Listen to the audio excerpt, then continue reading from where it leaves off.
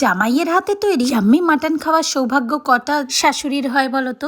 তার উপরে যদি হয় সেই জামাই আবার পাক্কা রাঁধুনি, যার কাছে চিকেন, মাটন, ফিশ, প্রন বা যে কোনো ভেজ আইটেম বানাতে দিলেই সে দুর্দান্ত বানায়। আজও ঠিক এমনটাই হচ্ছিল। জামাইয়ের আজকে শখ হয়েছে তার হাতের তৈরি স্পেশাল মাটনটা শাশুড়িকে করে খাওয়াবে। আমিও বললাম তাহলে তো ভালোই কথা, নামের শাশুড়ি খাবে, খাবো তো আমরা বাড়ি শুদ্ধ সবাই। আর এতদিনের শাশুড়ির সাথে তোমরাও তো বুঝতে পেরে গেছো আমার বাড়ির মানুষটা কিন্তু দারুণ রান্না করতে পারে। সব রান্নাই এত জুত করে বানায়, তাই জন্য যেমন রান্নাই বানাক না কেন খেতে কিন্তু দারুণ টেস্টি হয়। জানো তো বাঙালি বলে মাটনের পাতলা ঝোলটাই খেতে আমার এতদিন দারুণ লাগতো, কিন্তু যবে থেকে ওর হাতের মাটন খেয়েছি পাতলা ঝোল তো এখনো ভালো লাগে, সাথে মাটনের এই রসানো কষানো ঝোলটাও কিন্তু জাস্ট দারুণ লাগে। আর এত পারফেক্ট ভাবে মাটনটাকে সেদ্ধ করতে পারে না, কি বলবো। আজকের ভিডিওতে তো তোমরা দেখেইছো যে চর্বির পরিমাণটা একটু বেশি ছিল, কারণ দোকানে বলে ও একটু বেশি করেই চর্বি নিয়ে এসেছিল। তাই এই চর্বি দেখে যেন তোমরা আবার বেশি কিছু জাজ করে ফেলো না। উপরন্তু মাটন তো আমাদের সবসময় খাওয়া হয় না, তাই এক আধ দিন যখন খাওয়া হয় তখন এইভাবে সুন্দর করে রসিয়ে কষিয়ে না খেলেও ঠিক মনটা ভালো লাগে না। দেখো তো তোমাদের সাথে কথা বলতে বলতে মাটনের এই প্রিপারেশনটা করা একেবারে কমপ্লিট। জাস্ট এবারে একটা সিটি পড়বে তাহলেই হয়ে যাবে। ও